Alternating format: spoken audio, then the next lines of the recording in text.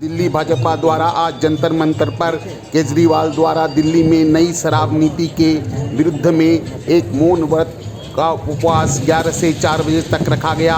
इसको बाद में विधायक श्री रमेश बिधूड़ी जी ने, सांसद मीनाक्षी लेखी जी ने, प्रदेश अध्यक्ष श्री आदेश गुप्ता जी ने तथा भाजपा के राष्ट्रीय मंत्री तथा राज्यसभा सांसद श्री अरुण सिंह जी ने संबोधित किया। इस अवसर पर मेयर जयप्रकाश जी, भाजपा के मीडिया अध्यक्ष श्री नवीन कुमार जी तथा राज्य प्रवक्ता श्री सिंह साहब भी उपस्थित थे। आप इसे सुने। भाइयों और बहनों ने 11 बजे से उपवास रखा।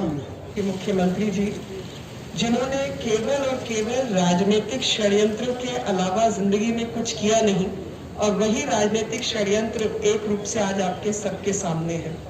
दिल्ली के अंदर नियमों का उल्लंघन करके जितने भी शराब के ठेके बांटे गए, उनका क्या असर है वो आप जाकर दिल्ली की महिलाओं से बात करें। आप उन की दीवार के साथ लगती हुई शराब की दुकानें हैं, छोटे छोटे बच्चों को शराब पीने की आदत डले, नशाखोरी की आदत डले। और मैं अभी बैठी थी तो यही दिमाग में आ रहा था कि चीन को जब तबाह करना था तो अंग्रेजों ने वहां पर ओपियम की पॉलिसी लाए थे।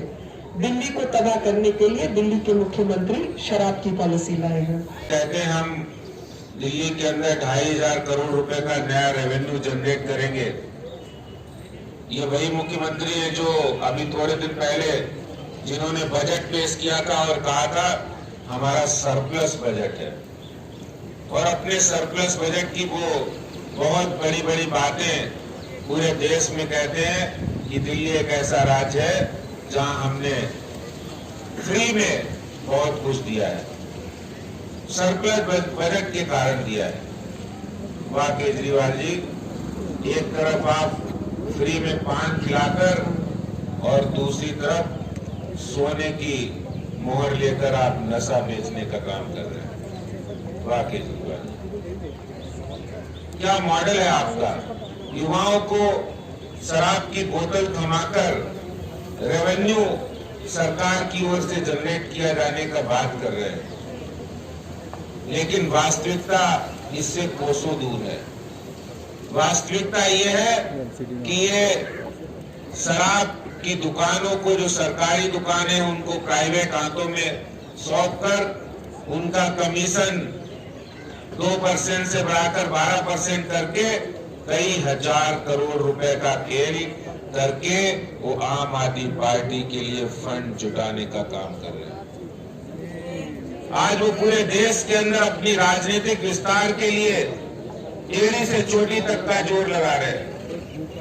मैं कहना चाहता हूं दिल्ली के मुख्यमंत्री साहब से, आप जोर लगाइए, करिए। राजनीति में, लोकतंत्र में जो भी काम करना अपनी राजनीतिक विस्तार के लिए किया जा सकता है, लेकिन आप दिल्ली के अंदर शराब की राजधानी बनाकर दिल्ली के युवाओं को शराब की ओर प्रेरित करके दिल्ली के अंदर शराब माफिया को एंट्री दिलाकर आप ये काम कतई नहीं कर सकते हैं। इस काम के माध्यम से आप दिल्ली के अंदर आप देखिए क्राइम का रेट बढ़ेगा, अपराध बढ़ेंगे, घर उजड़ेंगे, परिवार तबाह होंगे, समाज की सुकून, समाज की शांति भंग होगी।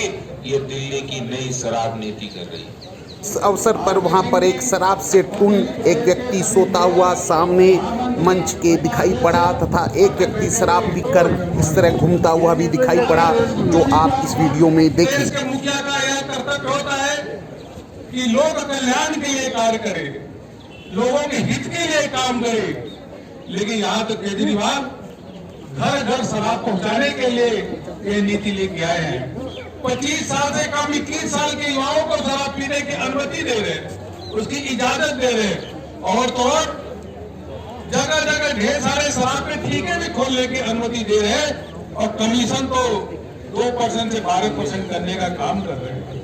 वास्तव में अगर पूरी की पूरी शराब नीति देखे तो यह शराब नीति जो लाई गई है, या कोई भी व्यक्ति देख कर सकता है, यह शराब नीति किसी शराब माफिया ने बनाई है, जिसको केजरीवाल सरकार ने अडॉप्ट किया है।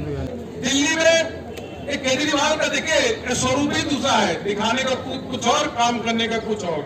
मैं अभी परसों आ रहा था हरियाणा से, मैं इतना बताना चाहूंगा कि जो हरियाणा से जो दिल्ली में घुसा तो उधर की उत्तम नगर से लेकर के सारी सड़कों को देखिए क्या स्थिति है।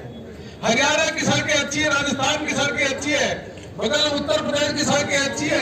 जैसे ही दिल्ली में घुसी है उत्तम नगर नजफगढ़ में, वहां की सड़कें ऐसी है, गड्ढे में सड़क है, सड़क में गड्ढे है, ऐसे ऐसे गाड़ी गिरती है।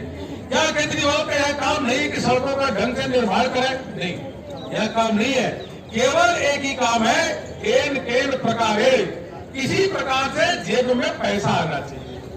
इसमें कम से कम 2500 करोड़ रुपए का घोटाला है, हर साल आएगा कम से कम।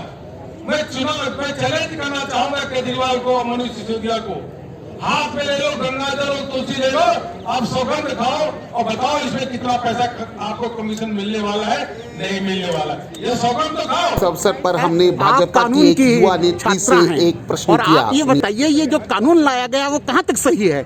एक चुने हुए सरकार को आप गिरा देंगे इस तरह से, ये कहाँ तक सही है कानून के रूप में? कि गिराना और ना गिराने का जहाँ तक सवाल है वो जनता के हाथ में, हम किसी को गिराने वाले नहीं है, वो जनता अपने आप ही वो कोशिश करेगी, क्योंकि ज्यादा देर झूठी सरकार ज्यादा दिनों तक नहीं टिक सकती। भारतीय न्यूज 24/7 से बात करने के लिए धन्यवाद।